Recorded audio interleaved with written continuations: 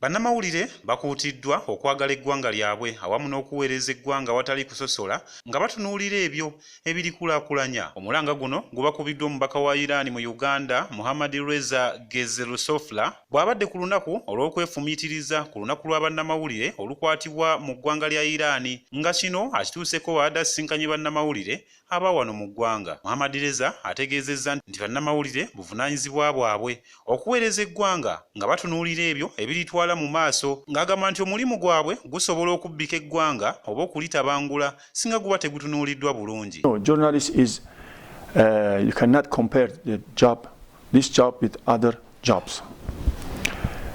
Actually, what I want to tell you, it is a prophet issues, because all prophets, they were receiving the message from Almighty God, and without any changing or adding or reducing something from that one. They used to deliver the message as it was, no more, no less, to the people.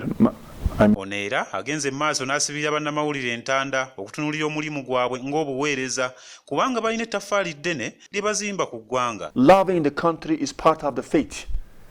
So you, through your pen, through your activity, through your report, you can encourage all youths to be patriotic, to love the country. When you love country, it means that when you love the country, how we can show any person, wherever he is, should be active.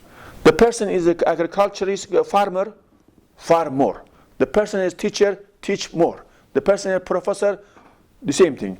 Bw'oyogera ku bannamawulire naddala wano mu Uganda, bangi naddala abazadde batiisa abaana baabwe okwenyigira mu mulimu guno olw'ensonga ezitali zimu, omuli embeera ey'okusoomoozebwa mwe bakolera, emisala emitono, ssaako okutiisibwatiisibwa n'okutulugunyizibwa naddala nga bakola emirimu gyabwe.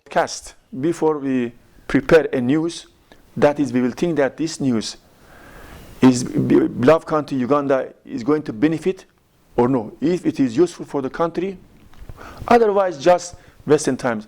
So the ideal, that is the information, the knowledge, the news we are going to broadcast, that should be oriented. Mu ggwanga erya Iran olunaku luno babeera bajjukira ensonga ez'enjawulo naddala ebyo ebyaliwo ng'ennaku z'omwezi 8 omwezi ogw'omwenda mwaka gwa 1998 amagye g'Abataliban bwe gaalumba ekitundu ky'e Mazar al-Sharif ng'obulumbaganyi buno bwafiiramu abantu 11 omwali n'abakungu ba Iran ssaako ne munnamawulire ow'ekitongole ky'eggwanga ekya Iran's State News Agency. Alipoota ez'enjawulo era ziraga nti bannamawulire abasoba mu 100 be battibwa buli mwaka nga bafiira ku mirimu gyabwe, ate abasoba mu 500 be batiisibwatiisibwa awamu n'okutuusibwako ebisago nga bino byonna babifunira mu mirimu gyabwe.